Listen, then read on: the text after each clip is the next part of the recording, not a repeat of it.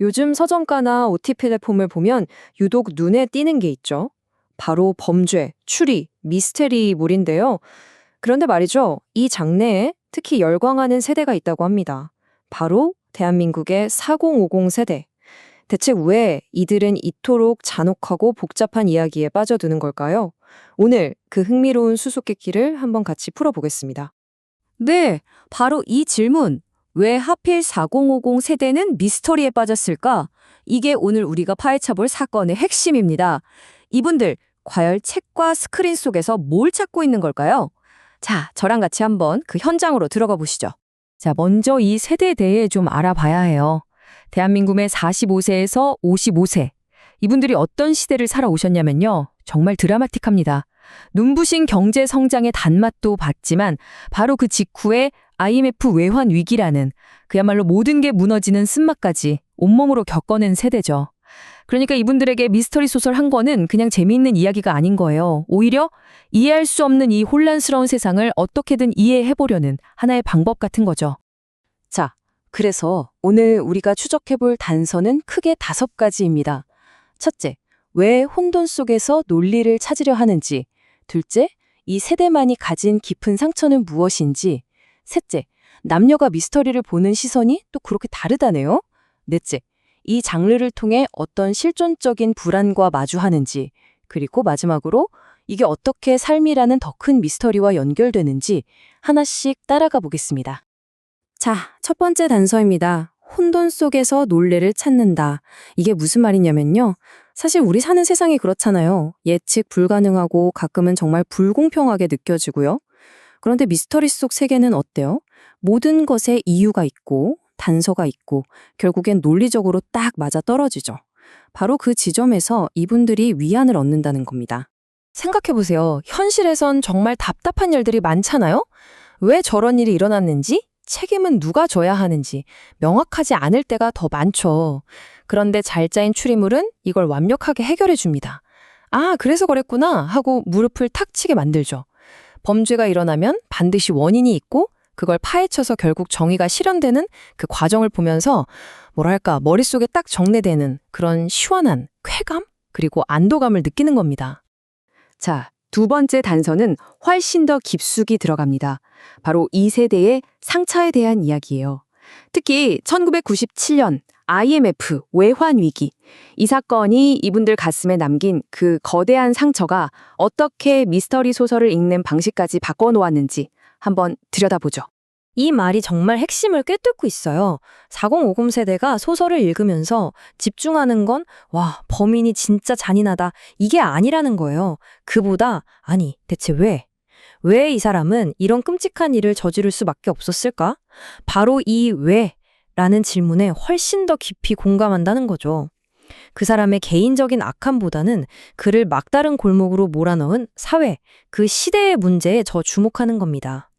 그리고 바로 이 지점에서 일본의 사회파 미스터리가 이분들 마음을 제대로 사로잡습니다. 혹시 미야베 미유키의 화차 읽어보셨나요? 카드빚 때문에 자기 인생을 통째로 지워야 했던 한 여자의 이야기. 또 이유라는 소설에서는 부동산 버블 때문에 한 가족이 어떻게 무너지는지를 보여주죠. 이게 그냥 남의 얘기가 아닌 거예요. IMF 때 직장을 잃고 빚더미에 앉고 이런 걸 직접 보고 겪었던 세대에게는 소설 속 인물의 비극이 내 친구, 내 이웃, 아니 어쩌면 내 자신의 과거처럼 느껴지는 거죠. 그 공감의 깊이가 다를 수밖에 없습니다. 자, 세 번째 단서로 넘어가 볼게요. 여기서부터는 더 재밌어집니다. 40, 50 세대라고 해서 다 똑같은 미스터리를 좋아하는 게 아니더라고요. 놀랍게도 남성과 여성이 끌리는 이야기의 종류가 확연히 달랐습니다. 한번 볼까요?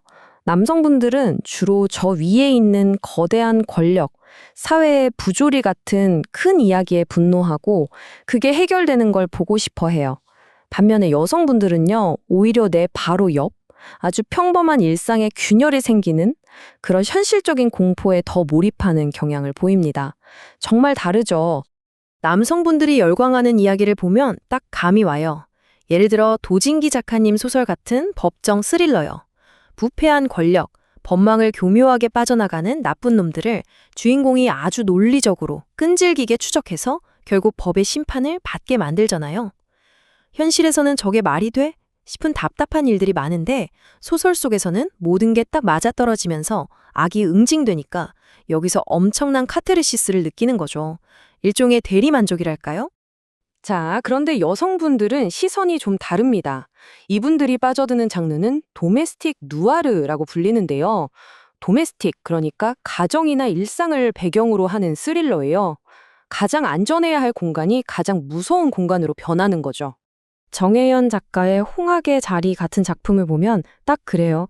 겉보기엔 정말 평범하고 화목한 가정인데 그 가면 뒤에 숨겨진 인간의 뒤틀린 욕망이 서서히 드러나면서 공포가 시작되죠. 내가 매일 다니는 학교, 내가 제일 믿었던 이웃, 심지어 내 가족이 어느 날 갑자기 나를 위협하는 존재가 된다면 바로 이런 평온한 일상에 생긴 아주 작은 금이 결국 모든 걸 무너뜨리는 그 과정에 엄청나게 몰입하게 되는 겁니다. 자, 이제 네 번째 단서입니다. 추리의 방향이 사회나 타인에서 이제는 나 자신으로 향하기 시작합니다. 4500 세대가 되면 누구나 고민하게 되잖아요. 나이 들어가는 내 모습, 점점 희미해지는 기억들, 그리고 언젠가는 마주해야 할 죽음 같은 문제들 말이죠. 놀랍게도 미스터리 장르가 바로 이 깊은 고민을 거울이 되어주고 있습니다. 김영하 작가의 살인자의 기억법이 정말 대표적인 예죠. 주인공이 알츠하이머에 걸린 은퇴한 연쇄살인마잖아요. 내 기억이 진짜인지 내가 누군지조차 불확실해지는 그 공포. 이건 단순히 살인범의 이야기가 아니라 나이가 들면서 기억력도 예전 같지 않고 나라는 존재 자체가 흔들리는 것 같은 중년의 불안을 정면으로 건드리는 겁니다. 이렇게 미스터리는 나는 누구인가 라는 질문을 던지게 만드는 거죠. 추리는 그냥 스릴 넘치는 게 아니에요. 인간의 본성을 들여다보고 결국엔 제 자신을 돌아보게 만들어요. 한 40대 독자분의 말씀인데요. 정말 그렇죠.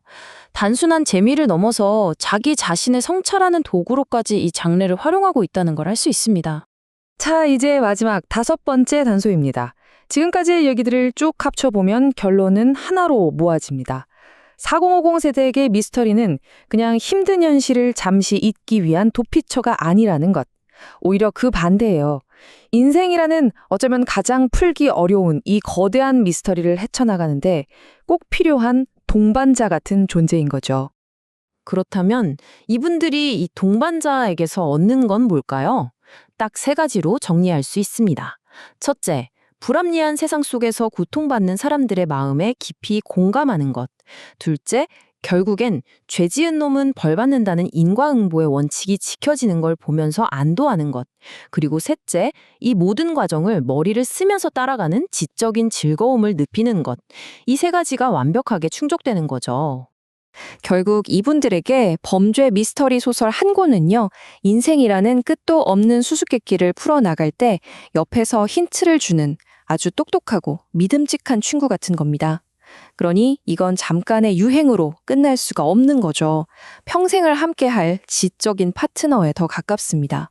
세상의 모든 미스터리가 풀릴 때까지 우리의 추리는 계속될 겁니다. 어쩌면 이분들의 이야기는 우리 모두의 이야기일지도 모르겠네요. 삶이라는 거대한 사건 파일 앞에서 여러분은 지금 어떤 단서를 손에 쥐고 계신가요? 그리고 그 추리의 끝은 어디를 향하고 있나요?